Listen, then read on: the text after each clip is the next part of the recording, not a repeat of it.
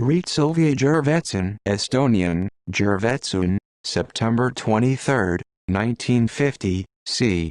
November 14, 1969, was a 19-year-old Canadian woman of Estonian descent who was murdered in California in November 1969. Her body remained unidentified for 46 years, until an online mortuary photograph was recognized by her family and friends in 2015. Prior to her identification, Jurvetson's body had been informally known as Sherry Doe and officially as Jane Doe 59. Members of the Manson family were initially suspected of involvement in Jurvetson's murder, although the Los Angeles Police Department have discounted the possibility of their involvement in her death, stating the most likely suspect is an unidentified man named John or Gene, whom she had specifically traveled from Canada to meet just weeks prior to her murder. Discovery on November 16, 1969, the fully clothed body of a white female was located in a dense bushland off Mulholland Drive in Los Angeles, California by a 15-year-old boy who had been birdwatching. The victim had died of multiple stab wounds, predominantly inflicted to her neck. Approximately 2 days before her body was discovered dumped in the ravine at the side of the drive. A tree branch had prevented her body from rolling fully down the ravine and into a 699-foot deep, 213 meters canyon, and her body lay against this branch just 15 feet, 5 meters down the ravine. An autopsy conducted the following morning determined that the victim's body had been discovered within 24 to 48 hours of her murder. In total, the victim had been stabbed over 150 times in the neck, chest and torso with a common penknife. Some of these wounds had severed her carotid artery. Defensive wounds were also discovered upon her hands. It is also believed she had been transported to the location where her body was discarded in an upright position, and that her murderer was a right-handed individual. She had not been the victim of a robbery or any form of sexual assault prior to her murder, and had no drugs or alcohol in her system when she died. Furthermore, the victim had been killed approximately 2 hours after having eaten a meal. Distinguishing characteristics: the young woman was initially believed to be between 20 and 23 years old and was 5 feet 9 and tall, weighing 112 pounds. The woman had green eyes, tinted dark brown hair, and had vaccination scars on both her left arm and left thigh. A 1/4-inch horizontal scar was also visible beneath her left breast, and a birthmark was located upon her right buttock. She had also received several silver amalgam fillings in both her upper and lower jaw. Besides these traits, the victim had no other distinctive features, and she had no identification in her possession at the time of her discovery. Investigation evidence discovered at the crime scene suggested the victim's body had been placed in the back seat of a car, then driven to the disposal location, where her body was dragged out of the car and around the trunk of the vehicle, then rolled down the ravine. Furthermore, on November 21, a pair of Liberty brand glasses belonging to a nearsighted individual were found approximately 50 feet, 18 meters from the location where the victim's body had been placed in the ravine, although it remains inconclusive whether these glasses are related to the case. Because several articles of the clothing the victim had worn at the time of her murder had been manufactured outside of America, she was theorized to have been a native of a country such as Spain or Canada, as her boots and jacket were made in these countries, respectively. Other articles of clothing worn by the victim included cut-off shorts from Massachusetts, a leather belt and a sweater. A buckle on the belt was made of brass and the victim wore 2 metal rings, one white and one yellow. The yellow ring contained a red stone, and the white ring bore Native American designs and was manufactured in Mexico. The victim's face was forensically reconstructed to provide an estimation of her appearance in life. One drawing was created shortly after the victim was found. The subsequent drawings were created by Project Eden member Barbara Martin Bailey. The victim's sister later criticized all of these works, citing them as being clearly inaccurate, As anyone can see, she would expound that each reconstruction bore very little representation as to how her sister had appeared in life. The location of the victim's body and the probability that she was seen alive in company of the Manson family prior to her murder prompted police to suspect their involvement in her murder. Charles Manson was interviewed both before and after the victim's identification, but denied any involvement. Nonetheless, a woman closely matching the description of the deceased had been seen days before the victim had been murdered with various inhabitants of Spahn Ranch. The individual who informed police of this fact stated she believed the woman used the name Sherry. The Manson family was also suspected to be involved in the case due to the circumstantial fact the location her body was found was approximately 6 miles from the site where actress Sharon Tate and 4 other victims had been murdered just 3 months previous.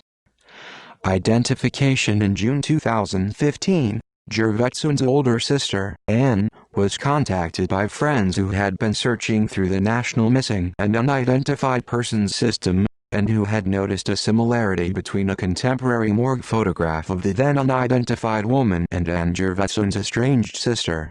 In response to the notification, Anne submitted a DNA sample for comparison to a sample retrieved from a blood-stained bra belonging to the deceased which had been retained and stored, and from which DNA had been obtained. 1 year later, in April 2016, a formal announcement was made that the body had been conclusively identified as being that of Reet Jurvetson, a 19-year-old native of Montreal who had been living in Los Angeles for just weeks prior to her murder. 1969 disappearance. Reet Jurvetson had departed from her home country to visit a man named John or Gene in California in the late summer of 1969. Several weeks after she had arrived, and just 2 weeks prior to her murder, she wrote a postcard to her family which described her general satisfaction with her life in Los Angeles, and encouraging her parents to maintain contact with her via correspondence. Another postcard was also sent to her closest friend. These 2 postcards were the final contact her family and friends ever received from Reet. Her family did not report her missing, as they had known just how adventurous Reet had become in her later teenage years, and presumed she was simply making a new life for herself. The Jurvetsons had made tentative efforts to contact Reet throughout the years, although all had proven fruitless. Her sister, Anne, would recollect in 2016 that, in addition to the family's hope Reet would contact them as and when she felt the urge to do so, we did not know how to find someone on the other side of the continent. Nonetheless, after several weeks had passed without contact from their daughter, her parents did send an individual to the return address upon the postcard, only for this individual to be informed Reet had vacated the apartment several weeks previously. Shortly thereafter, the family hired a private investigator, although this individual was unable to garner any fruitful leads. Despite these setbacks, Reet's sister emphasized the fact that, prior to her being shown the online photographs of her deceased sister, she and her family had never given serious thought to Reet being the victim of a homicide. Prime suspects. Following Jurvetson's identification, both her family and cold case detectives named 2 individuals of significant interest in the case. The first individual is the man with the name John or Gene with whom Jurvetson had become acquainted when she had worked at a Toronto post office several months prior to her murder. According to both her family and a Los Angeles cold case detective named Luis Rivera, Jurvetson had been absolutely smitten by this individual, and had scrupulously saved her earnings through her work at the post office in order that she could travel to meet this individual after he had relocated to California. The postcard she had sent to her parents and closest friend on October 31 had informed them she was contented, had decided to stay in California, and that she had found an apartment within a 4-story building named the Paramount Hotel. These postcards would prove to be the final correspondence her family and friends ever received from her. Furthermore, Jurvetson is not known to have established any other close acquaintances throughout the relatively short period of time she had lived in Los Angeles prior to her murder beyond this individual and a likely roommate of his, and neither the man she had traveled to meet nor his roommate had ever filed a missing person report on Jurvetson. Composite sketches of these individuals were created by the Los Angeles Police Department from descriptions created with the cooperation of a witness from Montreal who had known Jurvetson prior to her departure to California.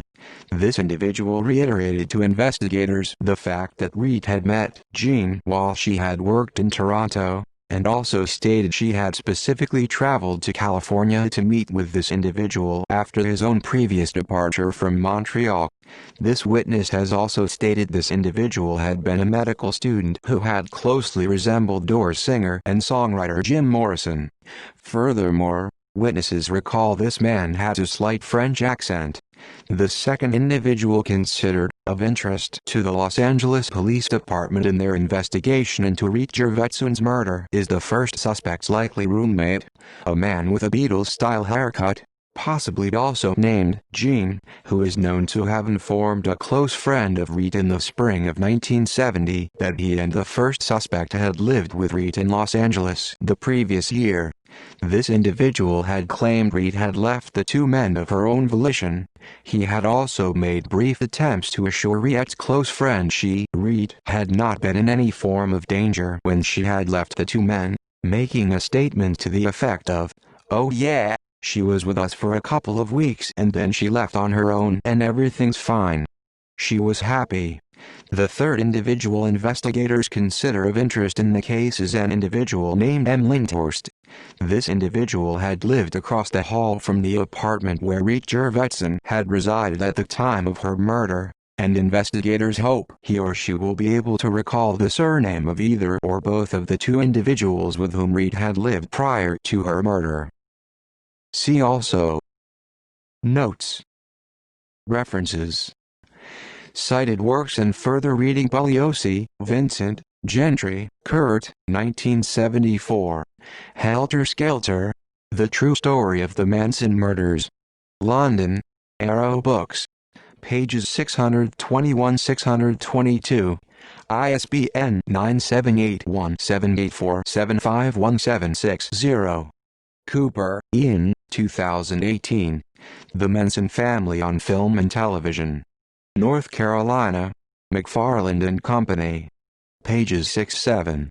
ISBN 978-1476-67043-0. External links: 2016 CBC News article detailing ongoing efforts made to identify the two prime suspects in Reet Jurvetson's murder. Contemporary sketches of the two prime suspects in Reet Jurvetson's murder. People News article pertaining to the LAPD's search for their prime suspect in Reet Jurvetson's murder. Reet Sylvia Jurvetson at Find a Grave.